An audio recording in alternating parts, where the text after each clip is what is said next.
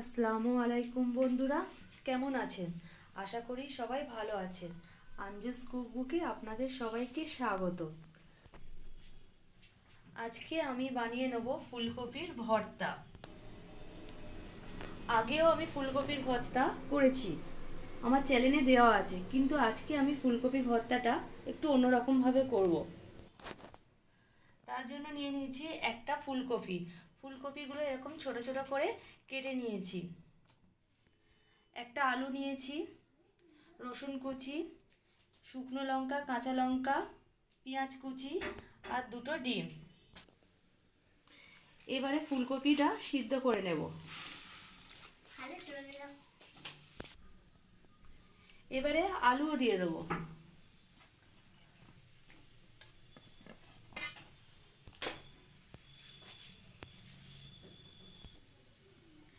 এদিকে ডিম দুটো সিদ্ধর জন্য বসিয়ে দিয়েছি। দিয়ে দেবো সামান্য লবণ। ফুলকপি আলু সিদ্ধ হয়ে গেছে, এবারে তুলে নেব।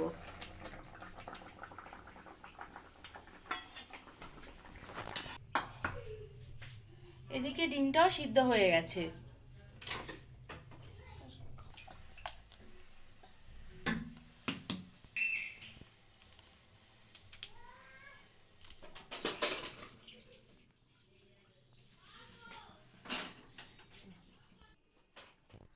কড়াই বসিয়ে দিয়েছি, এবারে কিছুটা সরিষার তেল দিয়ে দেবো। তেলের ওপর দিয়ে দিচ্ছি শুকনো লঙ্কা।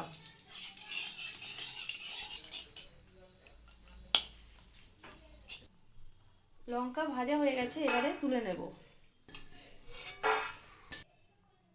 এবার তেলের ওপর দিয়ে দেবো পেঁয়াজ আর রসুন কুচি।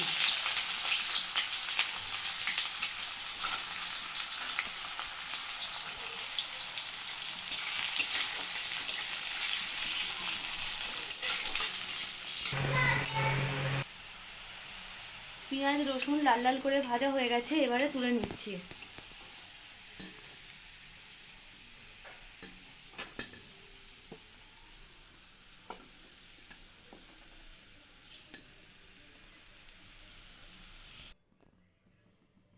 এবারে আলুগুলো লাল লাল করে ভেজে নেব।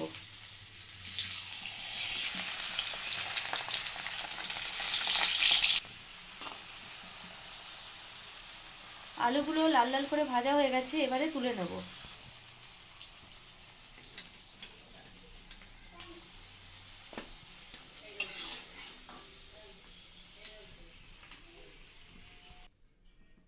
এবারে ফুলকপিগুলো ভেজে নেব।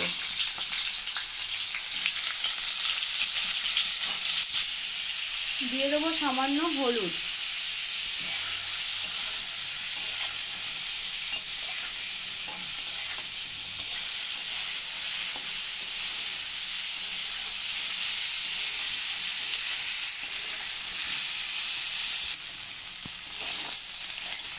ফুলকপি ভাজা হয়ে গেছে, এবারে তুলে নেব।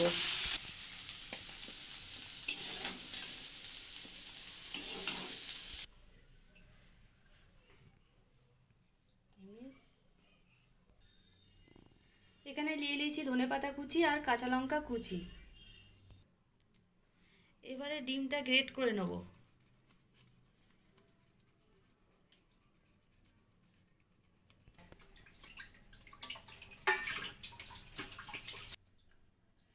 এবারে ভর্তাটা মাখিয়ে নেব।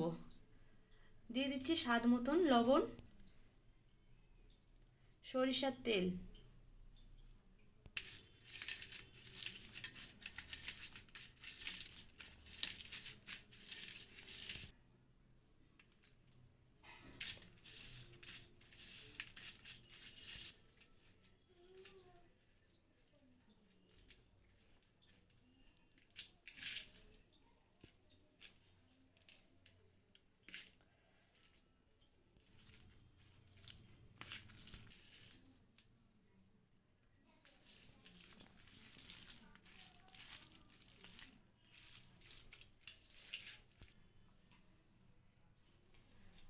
এবারে দিয়ে দেবো ধনেপাতা আর ডিম।